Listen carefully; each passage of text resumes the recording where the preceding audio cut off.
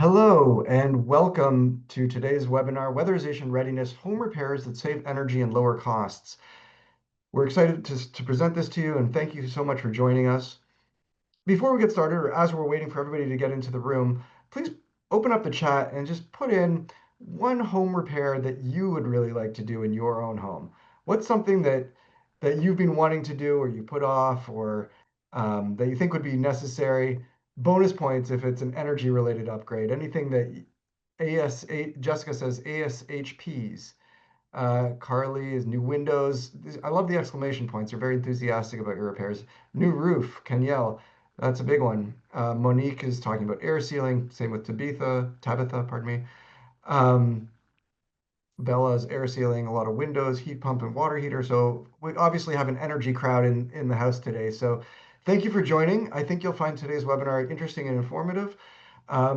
Next slide, Jasmine. Okay, so very briefly, I'm just the moderator here. I'm going to be introducing y'all, the speakers, and I'm going to moderate the Q&A at the end. My name is Reuben Sussman. I direct the Behavior, Health, and Human Dimensions program at ACEEE, the American Council for an Energy Efficient Economy. I was honored and privileged to be able to co-author a report that Jasmine is going to be talking about. But mainly, I'm here to just lead things off and facilitate the discussion. Next slide.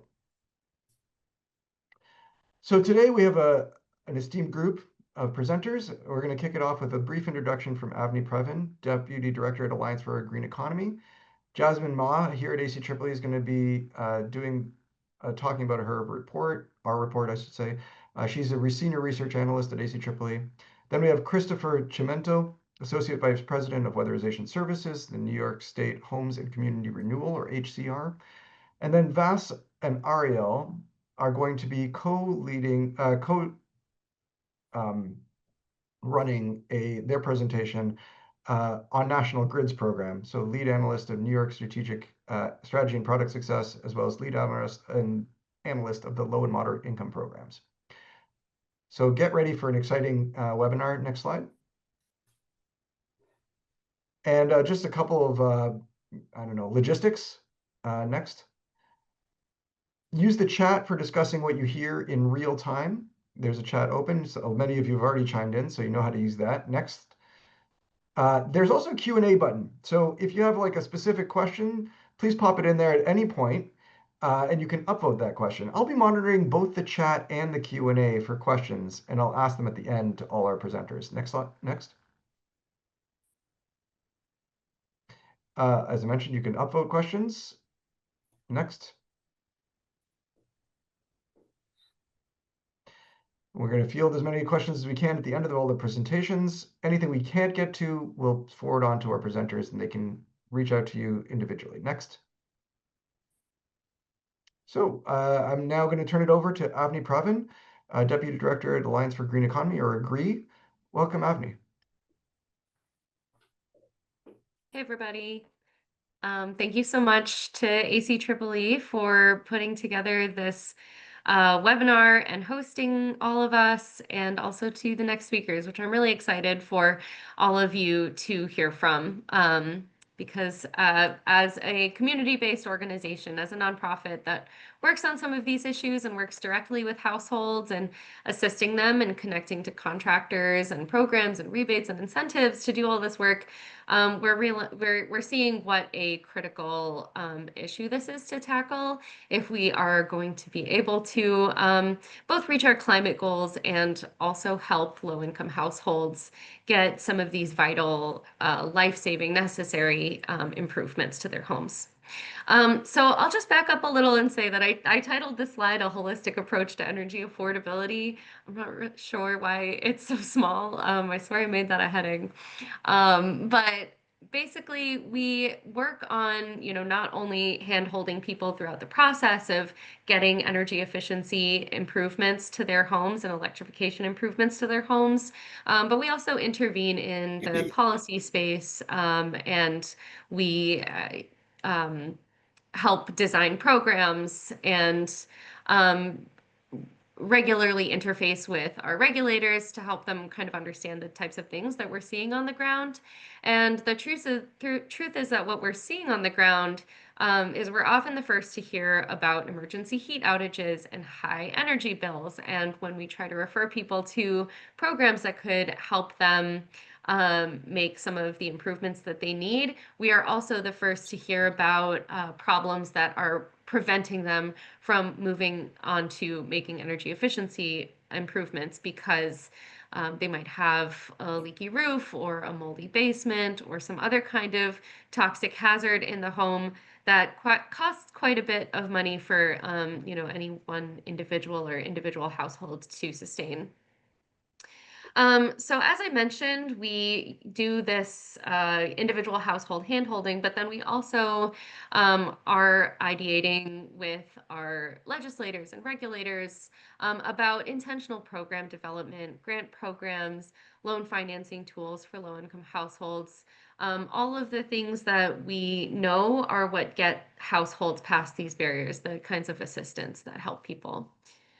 So this webinar is really exciting for us in particular and our partners at We Act for Environmental Justice, who also helped put together this webinar, because both of the programs you're going to hear about are things that we very much supported and advocated for. So you'll hear about the Green Affordable Pre-Electrification Fund that is now being implemented by the Division of Housing and Community Renewal.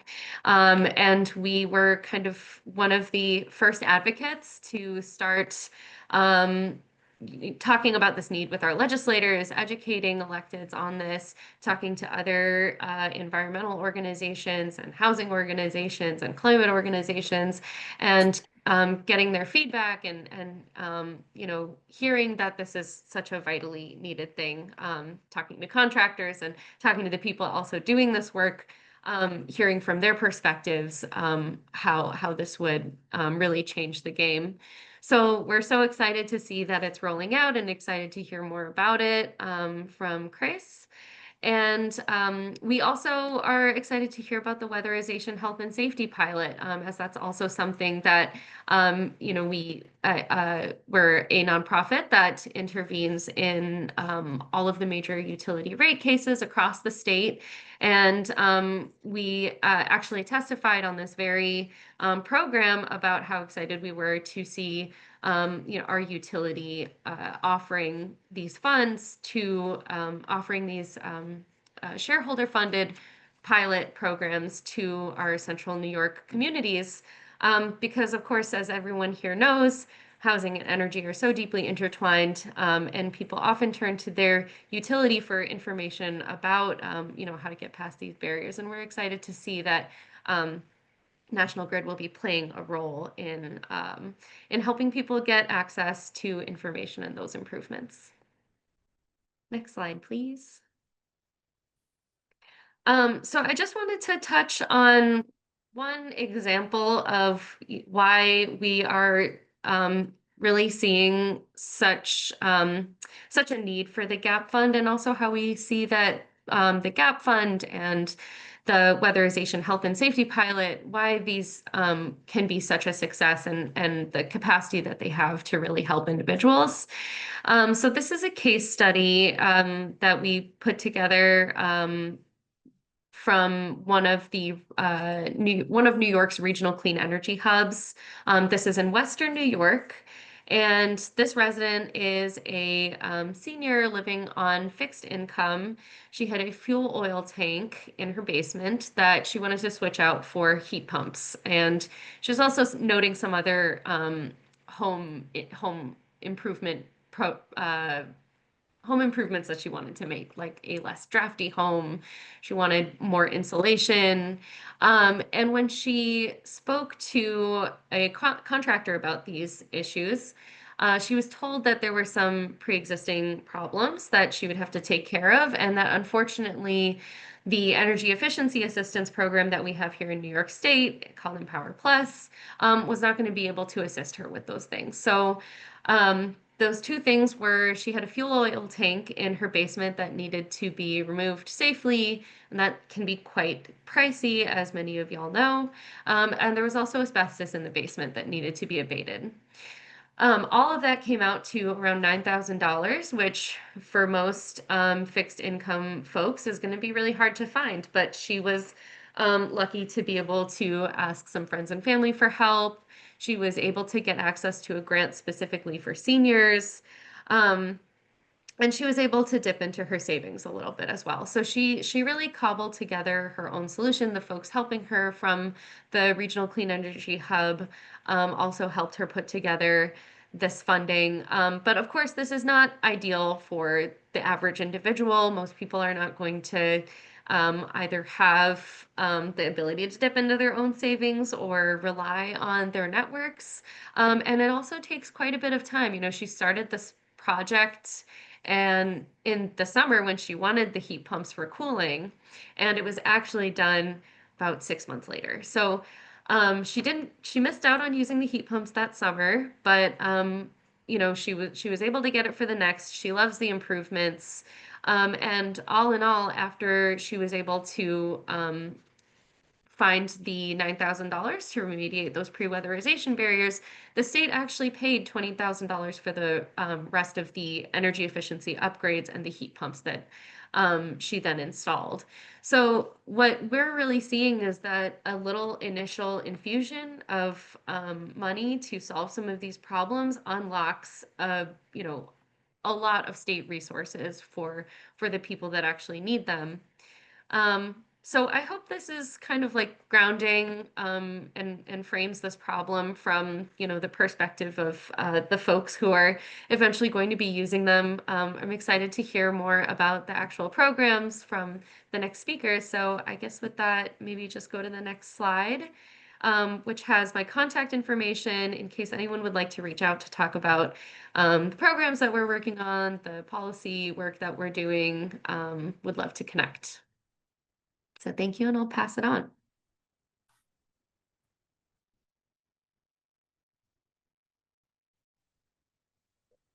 Thank you, Avni, for that introduction, and thank you so much for helping ACEEE organize this webinar. We really couldn't have done it without you. So hello, everyone. My name is Jasmine Ma. I'm a senior research analyst at ACEEE, and I was a co-author on this report, Estimating the Impacts of Weatherization Readiness Programs. It was published earlier this year, led by ACEEE's Behavior, Health, and Human Dimensions team. So before we begin, let's talk about weatherization readiness. We know it's a problem, that's why you're all here, but just how bad is it? And what are the benefits of addressing it? These were some of the research questions that we sought to answer during our previous report, though of course we worded them more eloquently in the report. Just to make sure that we're all on the same page with terms, when I talk about weatherization, I'm specifically referring to practices that improve a building's envelope, ventilation systems, and heating and cooling systems to make the building more comfortable and also more energy efficient. Weatherization readiness refers to repairs that a home must receive before weatherization work can occur, most likely through the Weatherization Assistance Program run by the Department of Energy. And a deferral can occur if a home cannot receive weatherization right away. Often these deferrals occur because of problems in the home, health and safety issues that need to be remediated.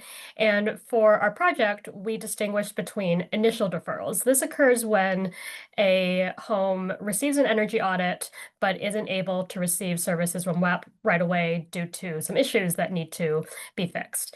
And if a home is not able to receive repairs and not able to fix the issues, then this results in an eventual deferral when they're not able to participate in WAP at all. So for this study, we pursued multiple methods to investigate the status of weatherization deferrals in the US. We began with qualitative interviews with weatherization agencies, both at the state level and at the local level, to understand their rate of initial deferrals, the rate of eventual deferrals, and also common barriers that they were facing to track and address deferrals. We then used the results from these interviews to inform a national survey that we sent out to both state level and local level WAP agencies to better understand deferral rates, also the common reasons for deferrals, and resources that they would need to manage the process better. And then we also hosted a virtual workshop with state weatherization agencies and national lab staff to better understand different assumptions for energy modeling, as this informed future energy modeling that was conducted by PSD to estimate the energy and emission savings of various weatherization readiness measures. So going into the surveys, we sent out these surveys in 2024, so the data was for 2023. And these were the WAP eligible homes that received audits. About 75% were able to receive WAP right away, as their homes did not have any issues and they were able to proceed with weatherization. But about 6% were initially deferred due to occupant behavior. Oftentimes, clutter is a reason for deferring a home from receiving immediate weatherization service. But 19% were deferred due to non-occupant behavior, which means repair issues. And among these 19% that had repair issues, 40%, no, 60% were repaired and weatherized. They were able to receive funds, receive resources to address the issues that needed repair, but 40% were not able to receive issues. These 40% were not weatherized because there were not enough resources or not enough funding to support home repairs. And a large reason for the amount of deferrals is the high cost. We found that the mean cost of home repairs was nearly $14,000, and the weighted median cost was about $15,000 per home. And most low and moderate income households aren't able to afford such upfront cost by themselves, and not a lot of utilities and third-party program administrators can fund these repairs, because they are quite expensive to weatherize or to repair all the homes that were deferred from WAP in 2023. It would require over $91 million to serve all those homes, which is a shame, because not only are these homes stuck with health issues in their homes, but there are also a lot of energy savings and emission savings that are not being realized due to such issues. So here were the top reasons for deferrals.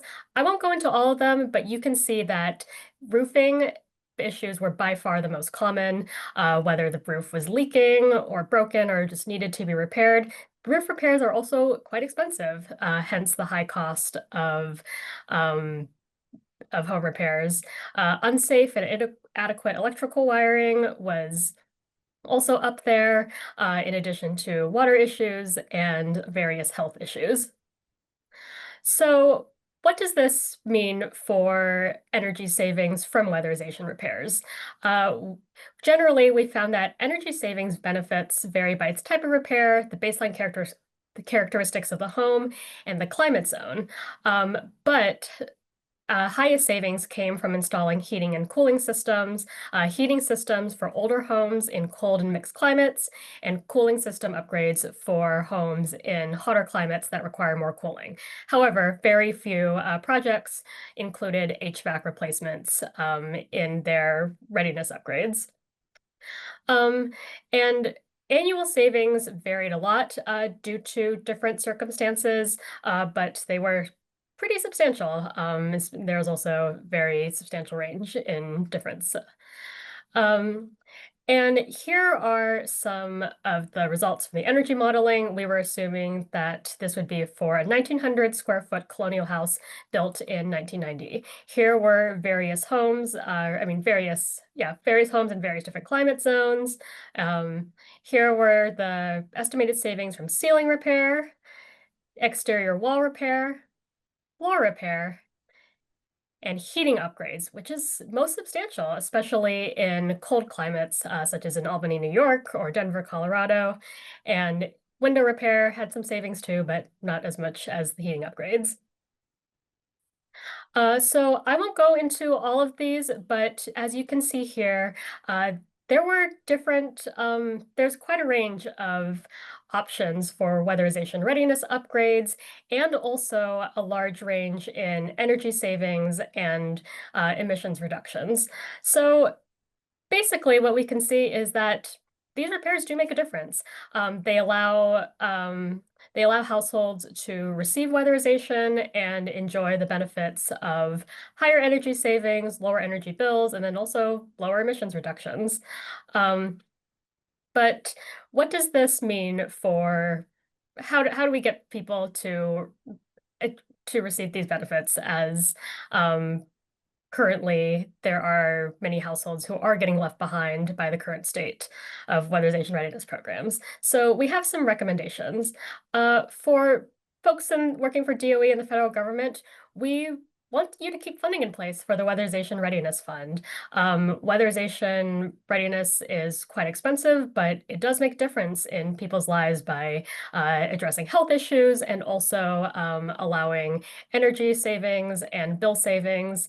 And we also recommend a standardization of the WAP deferral tracking process, as there currently isn't one available, and such a practice would allow us to get better, more reliable data on weatherization deferrals. For states and localities, we also would like you to improve data collection for WAP deferral tracking, as it's hard to address the issue if there isn't a whole lot of data, reliable data on the state of deferrals. And you can work through public-private partnerships, work with NGOs, and access state and regional funds to make repairs and to avoid deferrals in the first place. For local WAP agencies, we request that you consider requiring cool roof rated shingles or roofing replacements that maximize energy savings, especially given the high frequency of roof repairs or roof issues in weatherization deferrals. And then for private entities, whether you're a utility or a corporation, we encourage investment in weatherization readiness efforts to help meet ESG goals, help improve your community's health, and also help meet climate goals. Here is my contact information if you'd like to learn more. Thank you for listening, and I will now pass it on to the next speaker.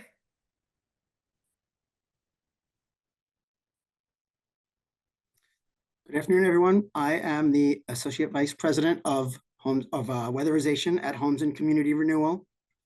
We weatherize units across the entire state, and we do this so for people at 60% median income or less, and we implement energy efficiency measures, air sealing, base load, insulation. We do that so that these units are more energy efficient. If you want to go to the next slide. All right, this chart has two things happening here. There's a timeline showing it where we are today and goes out through 2050, showing how New York is going to try to make the Climate Act goals. And there is also a pie chart explaining by sector the amount of use of energy and greenhouse gases being emitted. So New York State passed the Climate Leadership and Community Protection Act in 2019. It's also known as the Climate Act, or CLCPA. This law set the carbon emission reduction standards for the state across all of our sectors. I'm going through a little of this just to give you a top line overview of what's informing what we're doing at the moment. So housing and buildings beat out transportation. You can see this in the pie chart. In terms of emissions, overly emitting greenhouse gases. So this has led Governor Hochul to create the climate-friendly homes goal of 2 million homes by 2030. This is going to encourage and fund additional work to meet carbon reduction standards. Based on all this, we've been evaluating exactly what we're doing in the space, and I can get into it in just this next slide on how on the programs we are running. So our standard weatherization program uses both DOE Weatherization Assistance Program funds and Health and Human Services HEAP funding. That breaks out to about 40% for DOE and 60% for HEAP. We average about 7,500 units a year being weatherized. And it reduces, like I mentioned earlier, the energy burden and costs used for low-income residents. We do about 60% multifamily homes, a bulk of which are downstate, and then 40% single-family homes. We do receive a sub-allocation from DOE as of 2022 for Weatherization Readiness Funds, or WRF. This supports health and safety beyond what our weatherization funds will allow. So at the weatherization level, when we're a standard program, we go out with $8,547 for the average cost per unit. That's the amount we're allowed to invest in that unit.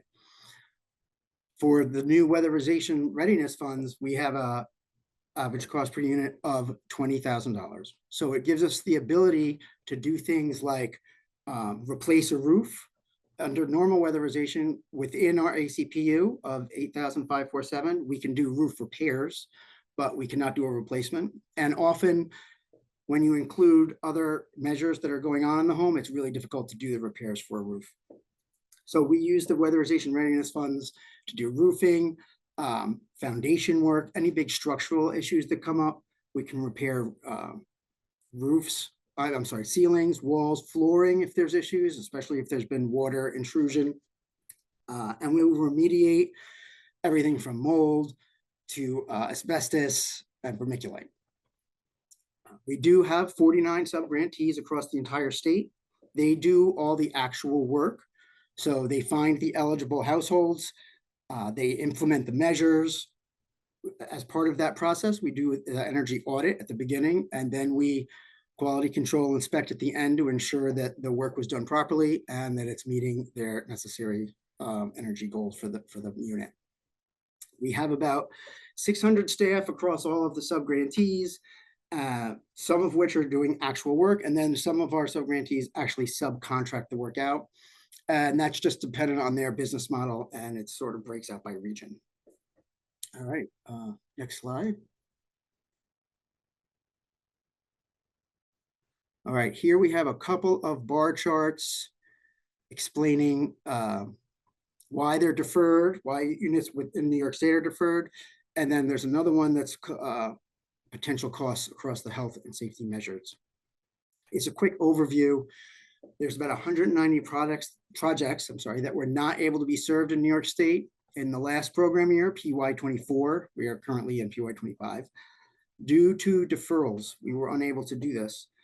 As was mentioned earlier, deferrals are when there's a health and safety issue which the standard program can't afford to fix. But also it can be that there's a leak or an issue that's going to negatively affect installed measures. So an example being, you wouldn't want to insulate an attic space if the roof was leaking because the insulation would get wet and be destroyed.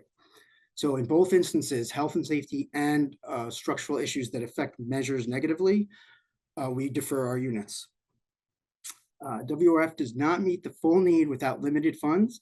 This count only represents, this count above here, represents homes that applied for weatherization and does not account for all the homes and buildings in the state. It's just our applicants. We keep a list of the deferred units. As this funding has come in, the weatherization readiness funding, we have used it to burn that list down. And so we've been moving through deferred units.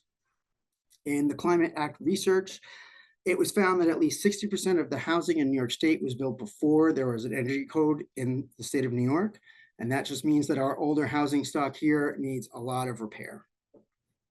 All right, next slide, please. All right. So the Green Affordable Pre-Electrification, or GAP program, this is new as of fiscal year 25. A NOFA, or a notice of funding availability, will be going out, I think, in a month or two. And so this is for projects with deferral issues that are larger than the $20,000 that are in our weatherization readiness funds.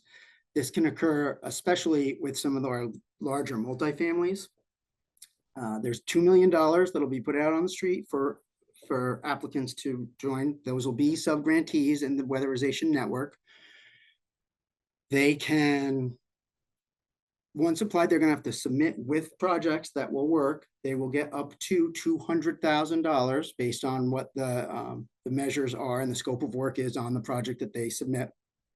And once approved, they will be able to move forward to do those repairs and move into standard weatherization.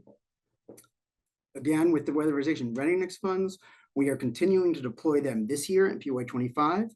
Like I mentioned, they came out in 22, and New York State did a pilot with about 15 sub-grantees, which was successful. We have since made improvements to how we're working it, and we continue to make improvements each year. So this year in PY 25, we've received $2.5 million. Some of that is allocated across our network, and some of it has been retained, and this is a change this year. It's been retained for applications of weatherization or deferred units that need weatherizing, so that we can be more targeted in how we actually get these units completed. We continue to leverage the WRF or the Weatherization Readiness funds on homes for all of the common deferrals that I just mentioned, and it does lead to improved air quality and better savings for people who live in these homes. Okay, next slide. All right, that was all. You can take some questions in the chat if anything happens to come up. Thank you.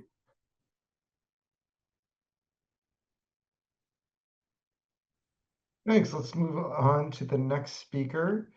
I'm seeing a lot in the chat. I'm trying to keep track of everything. You have specific questions, the Q&A is also a good place for that. Let's move on to Ariel and Vas. Good afternoon, everybody. Vas Dharmagrai. I am a lead analyst in the 1 to 4 family low to moderate income segment for National Grid, and we're going to talk about myself and my partner Ariel will cover our latest addition to our suite of programs, Weatherization Health and Safety Program. Next slide, please. And so the first, we're going to start with the program overview and kind of the key goals. So the first one is address the health and safety barriers to weatherization at no cost to income qualified participants. So everything that all the prior speakers were talking about, this is what we're actually looking to address with our program. Very common question that comes up with this first goal is there a cost cap? So no, there is not a cost cap. However, as you may imagine, some of the projects can really run on cost, right? And so we do review all of the projects on their individual, unique customer premises, and then evaluate accordingly, based on the follow-on work that goes along with that, as well as the total cost that goes in for the health and safety items. So the team does reserve the right to defer a few items or the entire project if needed, but there is no prescribed kind of a cost cap because it's very difficult to draw the line in the sand, so to speak. So then the second goal is to increase the number of participants in energy efficiency programs who, absent this effort, would not have been able to weatherize their home. And as Jasmine covered earlier, one of the key findings in the ACEEE report was that about 1 in every 5 LMI households applying to these weatherization programs get deferred because of these health and safety barriers. So our program is looking to address exactly that.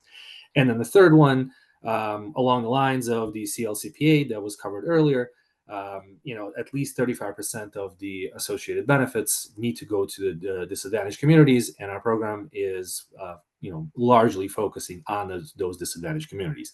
And that's a dovetail into income eligibility. So all low-income households, which is 60% of area median income in National Grid service territory, are eligible, regardless of where they reside. So that's part of the definition of disadvantaged community, that all low-income customers, regardless of where they reside in the state, are eligible for these services because they are considered disadvantaged community, as was defined by the Climate Action Council, and ultimately now is being used by New York State Research and Development Authority, or NYSERDA.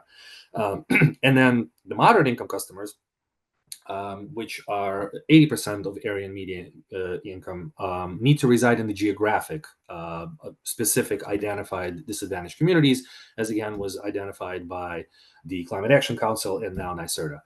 And so for the budget and timeline, in our downstate territory, we have $6 million, and this is, again, shareholder funded, as was stipulated by the latest rate case. And the program will be running through the end of March of 2027. That coincides with our fiscal rate year. In our upstate territory, just more recently, this similar program was approved, but with a slightly lower budget of $3 million, but again, through a 3-year horizon ending at the end of March 31st of 2028. With that, I'll hand it over to Ariel to dive a little deeper. Perfect. Thanks, Voss. Hi, everyone. I'm Ariel Majorano de Lima. I'm Voss's counterpart and fellow strategist on the Weatherization Health and Safety Program, and I work on other affordability programs across the company. Next slide, please. So here's a list of our qualifying measures that are covered under the program. The most important takeaway for this slide is that we have 2 categories just for ease of administration. On the left, we have our common examples of what we call prescriptive health and safety measures. And those are really things that we expect to have a straightforward cost that is unlikely to change after the initial assessment of a customer's property. Things like ventilation, carbon monoxide hazards, and even some like minor roof repairs. On the right, we have custom measures, and those are things that we expect to start off at a little bit of a higher price point, and where we understand there's potential for unknown sort of like surprises to crop up potentially like during the course of work being done, for things like mold or mildew. We know that those things can be difficult to like see completely before work begins. And so custom measures, if the cost of a work scope is over $10,000, that cost triggers a secondary review by our third-party implementation vendor and the National Grid team. And that just allows us to look at these projects with a little bit more of a keen eye, understanding that we want to cover as many remediations as possible, but also make our limited funding available to as many customers as we possibly can, and just sort of strike that balance. And then the note at the bottom about non-qualifying measures is just to drive the point home that Weatherization Health and Safety was created to complement existing weatherization programs, namely the state-administered Empower Plus program. So right now, and even before the creation of our health and safety program, Empower Plus covered, minor health and safety repairs, and that program will continue to do that, and health and safety will cover the costs of, above and beyond that $1,000. Next, please. Thanks. So now I just want to quickly run through a summary of our program design. So since, like I just mentioned, this program was created to complement existing weatherization programs, namely Empower, we designed our applicant intake process to accommodate applicants, whether they're being deferred from Empower Plus and they, have never heard of our health and safety program. Empower can, behind the scenes, kick them over to us for remediation if needed. We also have the option for folks who maybe have been deferred in the past or who receive our targeted outreach to our income eligible customers to apply directly into the health and safety program. So we just wanted that flexibility for the sake of accessibility. In any case, no matter where they apply, the customer will apply to either Empower or Weatherization Health and Safety. They will schedule their either home energy assessment, is what it's called under Empower Plus, or a health and safety assessment. The next step is for the assessment to be done and a scope of work to be drafted. And for the contractor who is most qualified to be identified to perform the remediation work that's identified in that work scope. So they're similar before and after this step. I want to look at the left-hand column under Empower because this was the result of a lot of partnership and creative problem solving between National Grid and NYSERDA to streamline things. That fourth text box down on the left that says contractor provides a work scope for remediation costs. And then, we have that $10,000 cost threshold that I mentioned. But we actually, if a customer comes through Empower, we've created this step so that the Empower Plus weatherization contractor, if they're qualified and if they want to take on the health and safety work scope, they can. We did this to avoid creating inadvertent competition between contractors under each program. We also have our implementation vendors for both programs working to onboard contractors into both programs if they want to be, so that they have the option, to streamline work in this way.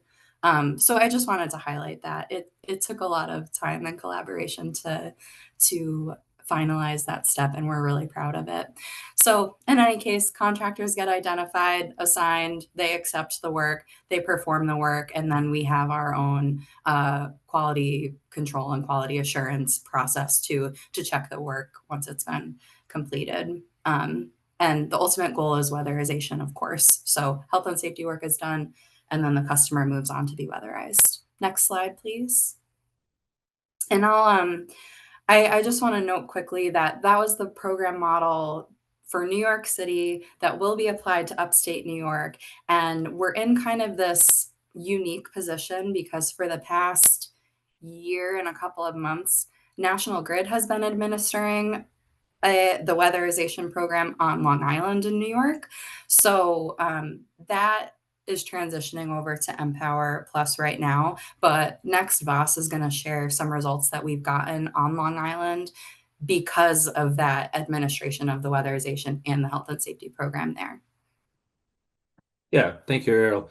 So here is a slide on kind of our performance results that we were able to achieve in that scenario where both of the weatherization piece, the follow-on work, and the pre-weatherization or the health and safety barriers are being owned by one entity. We were able to scale quickly and get some good results. And so here's just a snapshot of that.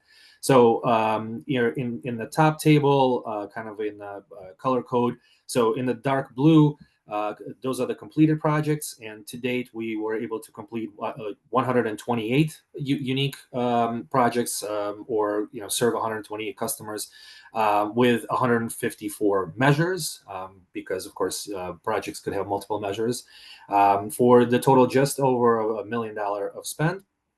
With the installation subcontractors, then you could see some numbers there following, kind of what the average cost has been, as well as some of our implementation vendor costs, in terms of completion fees and customer site management, etc. But what's important is that we were able to enable just under 2,500 of MMBTU of savings as a result of that. And then also in the final columns, you could see what the average savings per projects have been.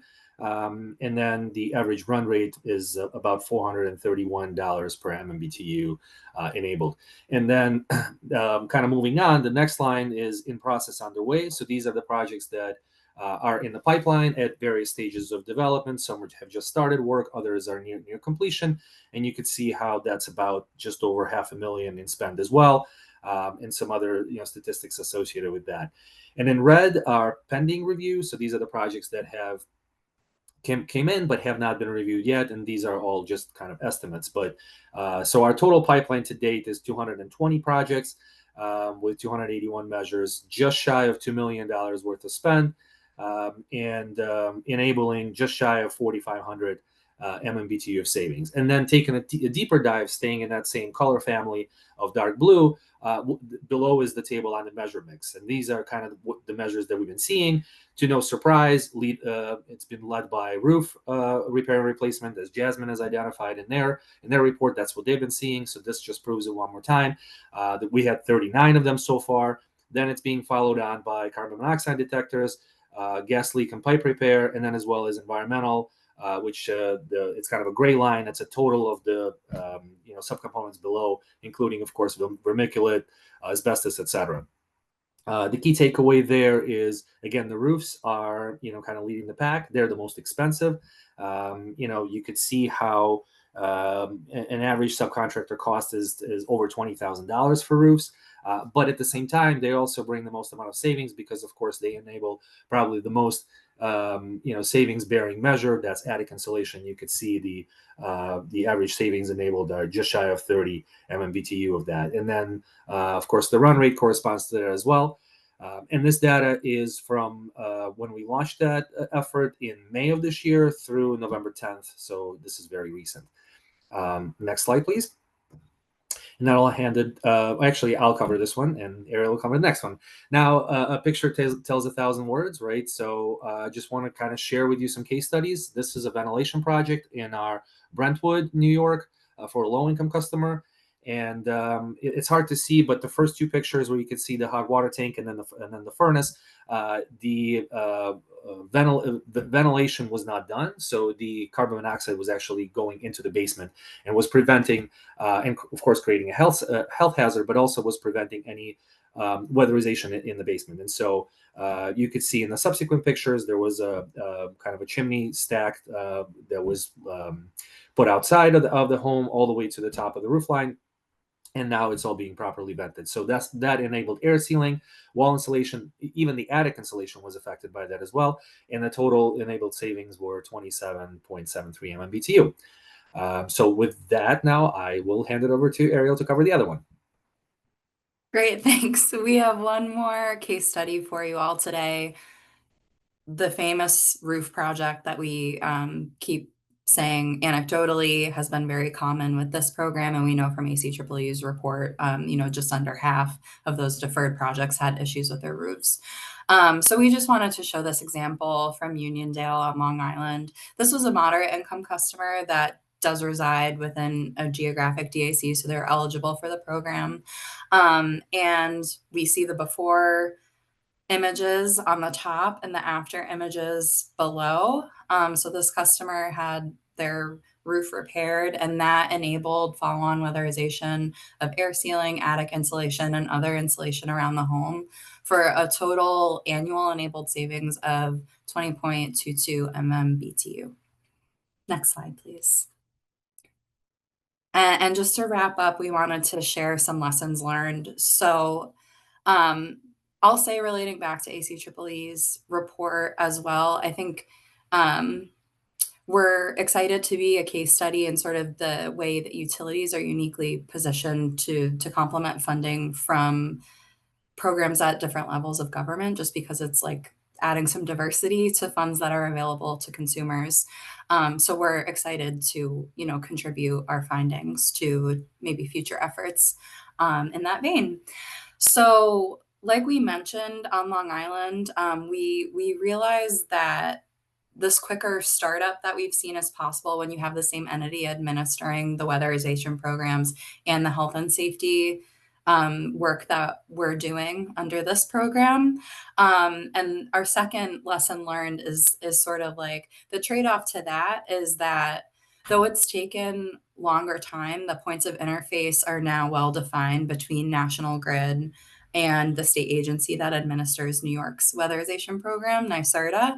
And that partnership, I think, is an example for future collaborations between different entities. And we hope to provide a model for that, essentially, because creating sort of a framework from not knowing where to start was the hardest part. But of course, it's a little faster to sort of edit things that have been done before. So we're really grateful for that partnership. Our third major lesson learned is related to installation subcontractors who are actually doing the work in people's homes. So they're, like I mentioned, given the opportunity to be onboarded into both the Empower Plus program and the health and safety program. And that streamline, work for them and the contractors' businesses, but then also for the customer's experience, because we want to provide solutions to issues that people are facing. We don't want to sort of inundate them with bureaucracy and several different contractors being in and out of their homes. And then the last lesson is about vendor management. And as I mentioned, we have a third-party vendor running the day-to-day operations of this program, but it's quite different from existing energy efficiency programs. They've agreed to take on a lot of liability and different insurance that we've required, and that allows all of this work to be possible. So thanks again for having us. We're excited to share our work here with this whole group. I'll leave it to the next speaker. Excellent. I think we're now moving into Q&A. So you can stop sharing a screen, Jasmine. There's been so much chat, so much discussion in the chat, a lot of really interesting questions and comments. I'm going to try to go through these as fast as we can. And of course, whatever we can't get to, we'll send you them afterwards and you can reply at your own time.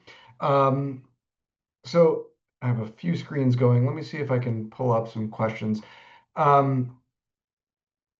Okay, first question, I guess, to Jasmine, regarding the energy modeling. First,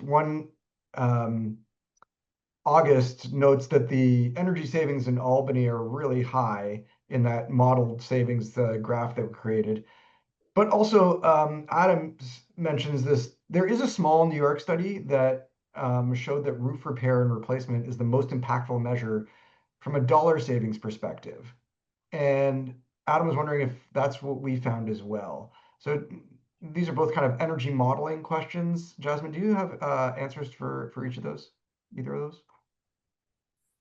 those? I can't speak to the dollar savings from the roof repair. And I'm not 100% sure why the savings from Albany were much higher, but believe the most likely explanation has to do with the heating replacement, due to the upgrades being a furnace replacement and floor repair, and also because Albany is cold climate, I guess the model assumed that the household was using a significant amount of heat from an inefficient furnace before getting a more efficient heating upgrade. Thanks. And actually, on that topic, we had a few comments from Aaron Walker, Christopher Sticks, Kenyelle Rouse regarding the inclusion of heating and cooling and how impactful and important that was for the energy savings from weatherization repairs themselves. Mostly noting, that sometimes weatherization includes heating and cooling, so you can't use weatherization readiness funds for that. Others say, Chris noting that maybe we should just not do weatherization readiness and just put in heating and cooling replacements because they have the biggest impact. Could you comment on the inclusion of heating and cooling and weatherization readiness? That was to me.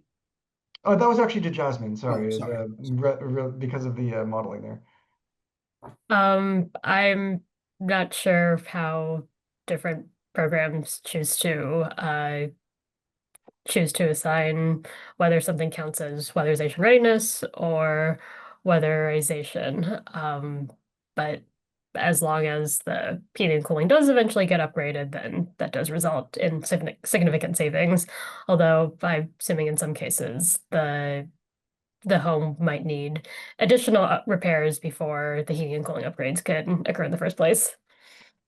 Yeah, just as a note, I conducted the survey on that, and we did find that most of the survey respondents did not include heating and cooling in weatherization readiness, but a few did, particularly in some southern regions. And when they do, that's really impactful. We wanted to note that there's significant savings from weatherization readiness, not only because of the repairs themselves, that's a small part of it. A bigger part is that you're unlocking a massive amount of savings from weatherization and the ability to weatherize homes. Oh, and Brad Brady also asks about the location of the WAP survey respondents, and you can see in detail in the appendix of the report, like where folks came from. We couldn't name them specifically, but they come from all across the United States in all different climate zones and in at least 28 different states. Okay, question 4, let's move down here. Let I'm going to ask this one to Chris. Adam Flint and Jelissa Molden both ask if there's a one-pager about these programs and any geographic restrictions. This is a very practical one. If you have information on that, please put that in the chat. Bella asks, does each WAP agency get a certain amount of weatherization funds to use? Or are they applying funds when they come across deferrals? And there's a number of other comments in the chat from Stephen Meyer, from Rebecca Arnold, from yourself about whether, what is included in these funds and what isn't, and how to get things paid for. Can you comment on how people get weatherization readiness paid for? Sure. It's actually attached. It comes through the subgrantee who is out finding the units and the eligible tenants. So if they find a unit and they've received an application and they go in and they do their energy audit and they see that they need to defer the unit for any reason, they can then say, we're going to use weatherization readiness funds for the appropriate measures, right? And again, that's roof replacement, ceiling, wall, floor repairs, foundation work. All of that can be done in preparation for the weatherization work that has to happen. And then the weatherization work is mandated to occur for the same measures that would have done anyway. So we fix the home in terms of health and safety or structural issues, and then we weatherize it. They're connected. Yeah. And what is included in weatherization readiness differs across the country. From a DOE perspective, I don't believe that's the case. If they're okay, using sorry, the weatherization readiness funds from the Department of Energy, that program, the measures are the same across the country. Thank you for that, Chris. Chris, since you're on the mic already, Sure. have you had experience not having enough knowledgeable electricians able to help with panel upgrades? Audrey Matthew asks. We've changed how we're doing procurement a little bit based on the federal guidance. And so we used to do closed bids, and that was very difficult to find subcontractors in general. A lot of the smaller ones, especially outside of downstate, didn't want to go through that procurement process. Now it's much simpler in terms of you can call around, get your estimates, and then hire someone to do the work. So, and that's new this year. That should be improving that situation. But overall, I think it's hard just for anyone to find electricians and plumbers out there. So we recommend our subgrantees build relationships with their vendors. If they don't have someone on staff who can do it, and so that they can have people who will be responsive to their needs.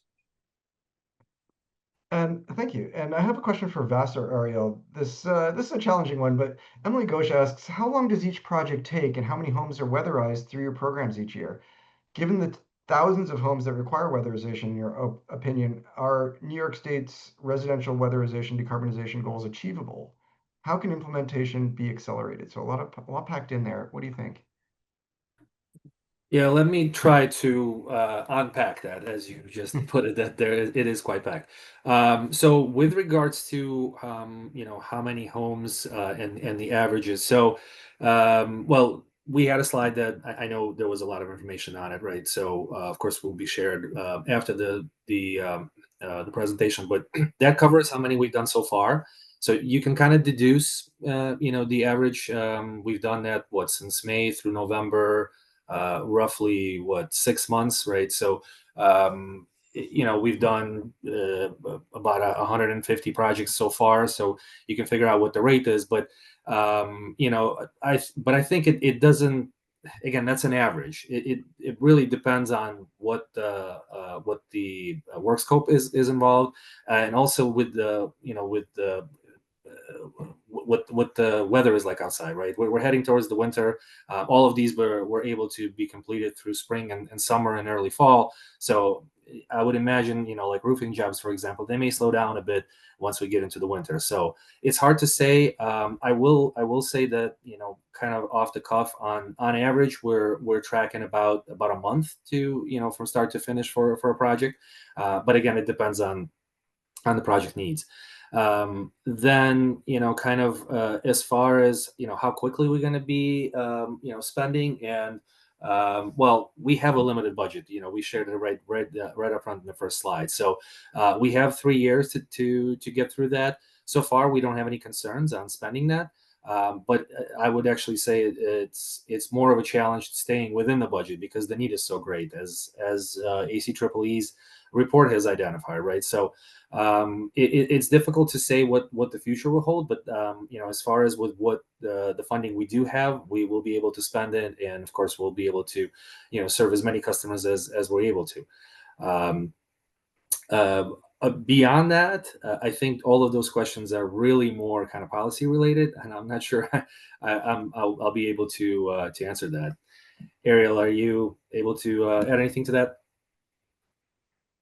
I think you covered it, Voss. I mean, we're treating this whole pilot program as a huge learning experience because I think even with throughout the state of New York in different regions, there are going to be sort of profiles of different needs based on the characteristics of houses, microclimates, all of that kind of stuff. So I know that it's a really important question. And I think, like, to sum up our answer, it depends on customer needs, and we're gonna continue to learn over the next 3 years as we continue. Thank you. Oh, we're at the hour, but I do have one more question. Maybe Avni can actually answer this one. Um, Emily asks, can you speak to the expectation for what it looks like in the future for building owners that would like to use these programs? And is WAP, WRF, HNS, and GAP going to have separate application processes? Are these programs or funds only for previously weatherized buildings or deferred weatherization buildings? And this is for, I suppose, Chris or Avni. Yeah, I think Chris will have like kind of the more exact answer, but I can definitely say what we would like to see from, the community-based organization perspective, because this is actually a big problem that we see is that a lot of the programs do have different application processes, and sometimes it is quite confusing to know what program do you have to get a deferral letter from to be allowed into a different program, and that can be quite time consuming and difficult to figure out, not just for the household or the building that's going through the process, but even for like the contractor that might be helping someone figure this out. And so this is often where organizations like ACEEE and other regional clean energy hubs step in to kind of have the latest information on those application processes. But I know we would love to see something that is extremely easy and just streamlined, and you can go to one application that cuts across all programs, and then kind of offers you like the simplest next step based on your situation and based on your needs. We of course know that's not always how it plays out when all of the funding is coming from different sources and different agencies have different requirements. But I think there is a really good conversation starting among different agencies and advocates and regulators to recognize that this is a problem that needs to be figured out. Thanks, Avni. And so just to conclude, it's not just about more money, it's about designing the programs correctly and, making sure that the application is simple, making sure that you record the information about, deferral rates and data that, in a way that allows us to make progress. So with that, we're over time, and I just want to wrap it up, say thank you to all our speakers again. If anybody wants the recordings or the slides, stay tuned after this webinar. Within the next few days, you should get that. Check out our report online. If you're in the New York area, please reach out to some of these programs that are available to you. Thank you very much, and have a great rest of your day.